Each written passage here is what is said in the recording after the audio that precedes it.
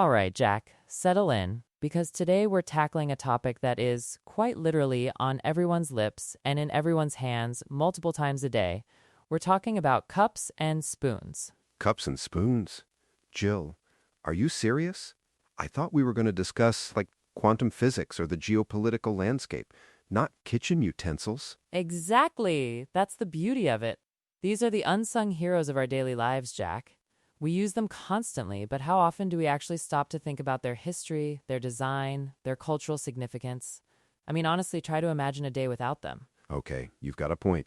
My morning coffee would be a chaotic affair, a splashy, uncontainable disaster. And my cereal? Forget about it. I guess they are pretty fundamental. But fascinating? I'm going to need some convincing. Oh, you'll be convinced. Let's start with history. You know, the earliest cups weren't exactly finely crafted porcelain. We're talking gourds, hollowed out animal horns, shells. Pretty rudimentary stuff, but essential for carrying and drinking water. Right, survival mode. Gourd latte, anyone? I bet those early humans weren't too worried about the ergonomic grip or the perfect lip feel. Just, is it holding water? Precisely. And spoons, too, have a fascinating lineage. The word spoon actually comes from an Old English word spon, which means a chip of wood. So yeah, carved wood was probably the original material.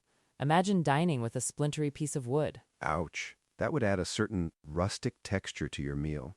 You know, it's funny though, even today, there's something incredibly satisfying about a well-crafted wooden spoon. My grandmother had this huge wooden spoon she used for stirring her Sunday gravy, and it felt like it had centuries of stories absorbed into it. Exactly. See, you're already getting it. They're more than just objects. They're imbued with memory and tradition. Think about the progression, from wood and stone to clay, then metals like bronze, silver, and eventually stainless steel.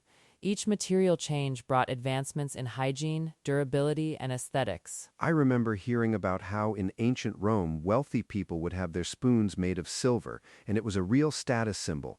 It wasn't just about eating, it was about showing off, you know? Absolutely. And the same goes for cups. The more ornate the cup, the higher you're standing.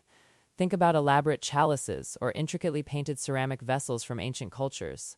They weren't just for drinking, they were art pieces, conversation starters, even ritualistic objects. It's wild, isn't it? How something so basic can have such a rich cultural tapestry woven around it.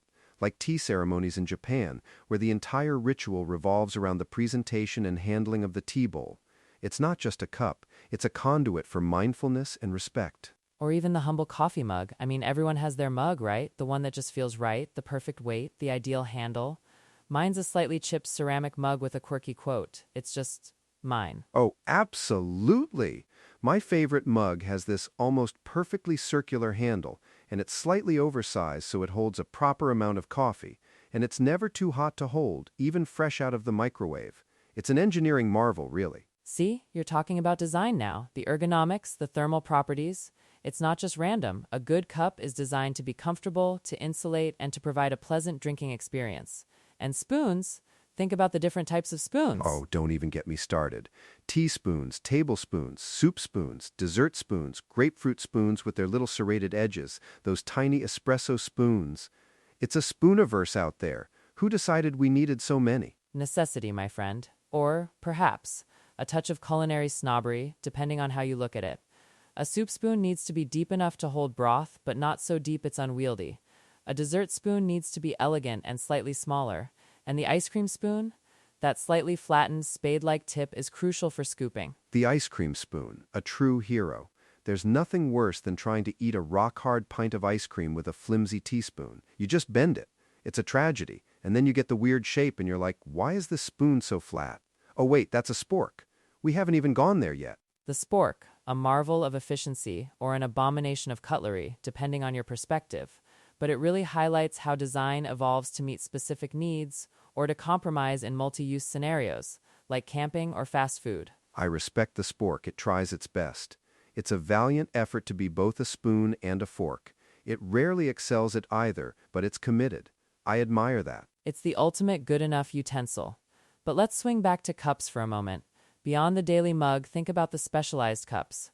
Wine glasses designed to enhance aeration and aroma, champagne flutes to preserve bubbles, even those ridiculous novelty cups shaped like pineapples or skulls. Ah, the novelty cups. My sister has this gigantic coffee cup that says, "Don't talk to me before I've had my coffee," and it probably holds like a liter. It's less a cup and more a personal reservoir. And it serves a purpose beyond just holding liquid, right? It's a statement. It communicates something about her personality, her morning routine.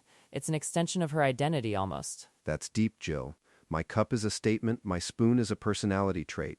I'm starting to see your point. These aren't just inanimate objects, they're part of our personal narrative. Exactly. Think about the first time a child learns to use a spoon. It's a huge developmental milestone, a step towards independence, or sharing a warm drink with a loved one, the comfort of the cup in your hands. These are small, everyday moments, but they're incredibly human. You know, I once had a spoon that my grandfather had used in the army. It was just a regular beat-up metal spoon, but it felt incredibly significant, like I was holding a piece of history. It made eating cereal feel almost profound. That's beautiful, Jack, and it speaks to the emotional connection we form with objects, especially those tied to daily rituals or loved ones.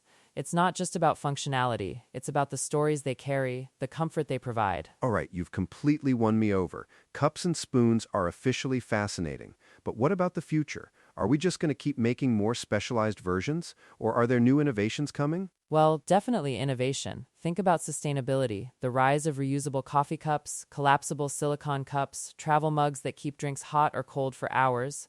There's a huge push to reduce single-use plastics, which impacts our cup and spoon choices significantly. Ah, the reusables. I've got like 3 different reusable coffee cups, one for quick trips, one for long commutes, and one that just looks cool. It's a whole thing, an accessory almost. And the same with portable cutlery sets. Bamboo spoons, stainless steel sporks that come in a little travel case.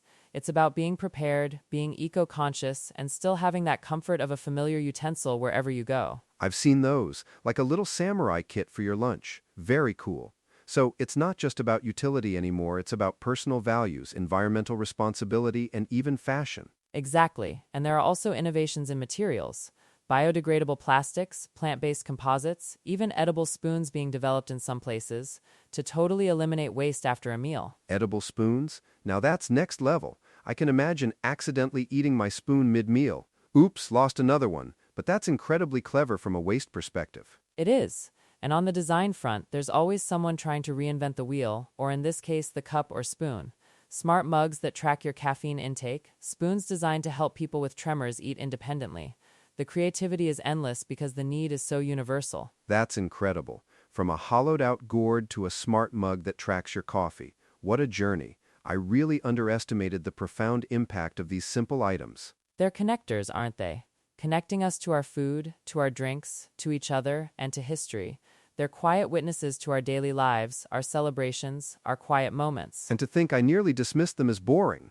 Next time I'm stirring my coffee or taking a sip of water, I'm going to have a whole new appreciation. It's like every cup holds a story and every spoon stirs up memories. Well said, Jack. So next time you reach for that favorite mug or spoon, take a moment to appreciate the journey it's been on and the simple joy it brings to your everyday life. I absolutely will, Jill. Thanks for opening my eyes to the secret life of cups and spoons. This was surprisingly stirring, pun intended. Oh, you always have to get a pun in there, don't you? But I'm glad you enjoyed it. That's all for us today, folks. Keep appreciating the small things. Indeed. And maybe go give your favorite cup a little pat. It deserves it. We'll catch you next time.